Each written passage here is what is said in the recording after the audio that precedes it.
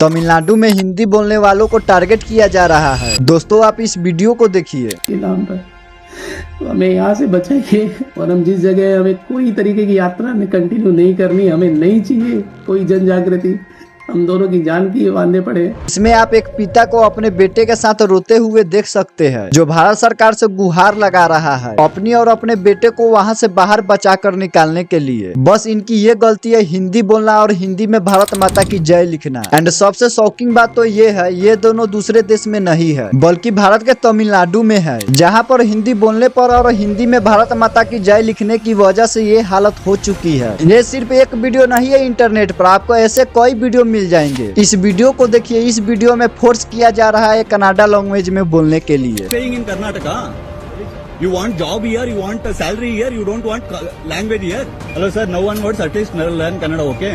This is Bengaluru. And इस video में ये टैक्सी ड्राइवर एसी ऑन करने के लिए मना कर देता है, क्योंकि जो पैसेंजर था वो हिंदी में बात कर रहा था। I am telling you कि if only Kannada. okay, no Hindi, no English. No English, no Hindi, no ಬೇರೆ ಭಾಷೆ, only Kannada. ये कर्नाटका। सिचुएशन इतनी खराब हो चुकी है, नॉर्थ इंडियन को वार्निंग दी जा रही है कि वो कनाडा लैंग्वेज में बात नहीं कर सकते हैं तो कनाडा में नहीं रह सकते हैं। If you are Indians, you can go to other states also. Hyderabad is there, Chennai is there. No, we are Kannadigas.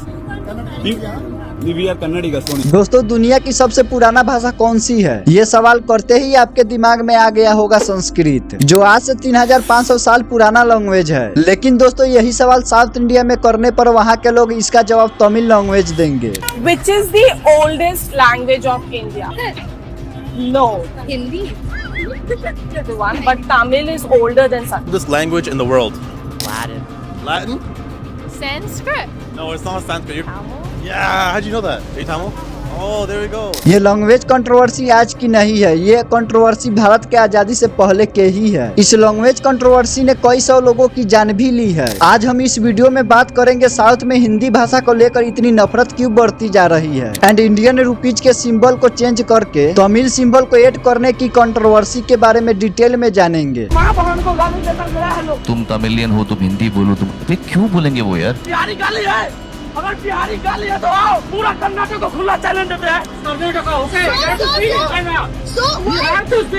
मुझे कहता है कि अगर तुम्हें शहर में रह के कन्नड़ा नहीं आती तो मैं तुम्हें सस्पेक्ट कर सकता हूँ। मैं बैंगलोर में पैदा हूँ तो मुझे कन्नड़ा आना जरूरी है क्या? मुझे ना बहुत अभी फिलहाल गुस्सा आ रहा है कि मुझे अपनी ही सिटी में अपने आप को प्रूव करना पड़ रहा है। कन्नड़ा मालूम नहीं मेरे को। अब एक नान मार लिए।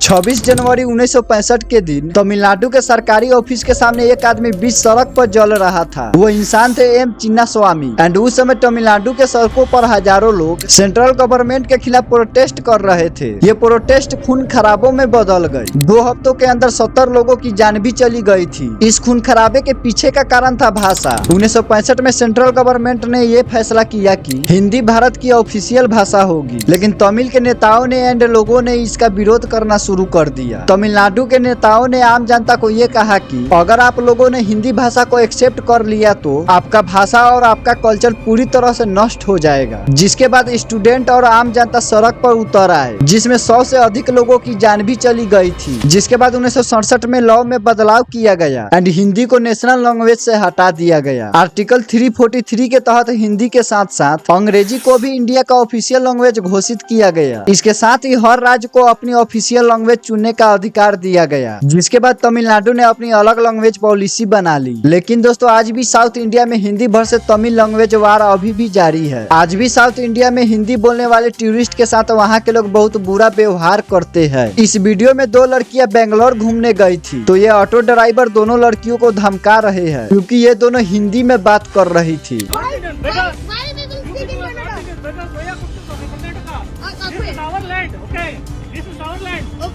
This is our land, not your land. Okay. You have to speak in Kannada. Okay. Why should I speak in Hindi? Okay, okay, okay. बहुत से लोग कहते हैं सीएम स्टालिन तमिल के अंदर अपने बयानों से हिंदी भाषियों के खिलाफ नफरत भरते हैं। इस बात से मैं भी एग्री करता हूँ। स्टालिन बीजेपी पार्टी को तमिलनाडु के राजनीति के अंदर घुसने नहीं देना चाहती है, इसलिए स्टालिन नॉर्थ वर्सेस साउथ करते हैं एंड कभी हिंदी वर्सेस तमिल करते हैं। सीएम स्टालिन का कहना था हिंदी तो एक मुखौटा है। असल में बीजेपी हिंदी के नाम पर हम लोगों पर संस्कृत थोपना चाहती है। तमिल जैसी प्राचीन भाषाओं को मिटाने की कोशिश चल रही है। दोस्तों, इस तरह के जो बयान होते हैं वो कहीं न कहीं लोगों के अंदर छिपी भावनाओं को भड़काने का काम कर ही देते हैं। देखो, हमारे देश के नेता तो अच्छी तरह से जानते हैं, जो जानता है उसका ब्रेन वॉश करना तो बहुत आसान है। जाति धर्म भाषा के आधार पर जनता को एक दूसरे में लड़वा देना, और खासकर लोग डेवलपमेंट के नाम पर वोट देना ही नहीं चाहते हैं। दोस्तों, इस डिस्कशन के बाद स्टालिन की राजनीति को समझ ही गए होंगे। इस समय स्टालिन तमिलनाडु के रुपीज सिंबल को हटाकर उसे इस सिंबल से रिप्लेस कर दिए है। लेकिन ताजुब की बात तो यह है, जिस रुपीज सिंबल को रिप्लेस किया है उसे बनाया भी तो एक तमिल डिजाइनर उदय कुमार धर्मालिंगन ने ही था, जिसका मतलब रुपीज सिंबल तो एक तमिल संस्कृति ही थी। अच्छा, एमके स्टालिन को हिंदी सिंबल से इतनी ही दिक्कत है तो अपने हाथों में इंग्लिश वाला डॉलर साइन क्यों पहिर रखे है? तो दोस्तों, मेन बात तो यह है, एमके स्टालिन तमिलनाडु में प्रोपेगेंडा फैला कर रखे है कि हिंदी भाषा हम लोगों के ऊपर जबरदस्ती थोपा जा रहा है। इस भाषा राजनीति के चलते नॉर्थ इंडिया के लोग साउथ में जाते हैं तो वहाँ के लोग नॉर्थ इंडियन के साथ गलत व्यवहार करते हैं एंड जबरदस्ती फोर्स करते हैं कनाडा लैंग्वेज बोलने के लिए।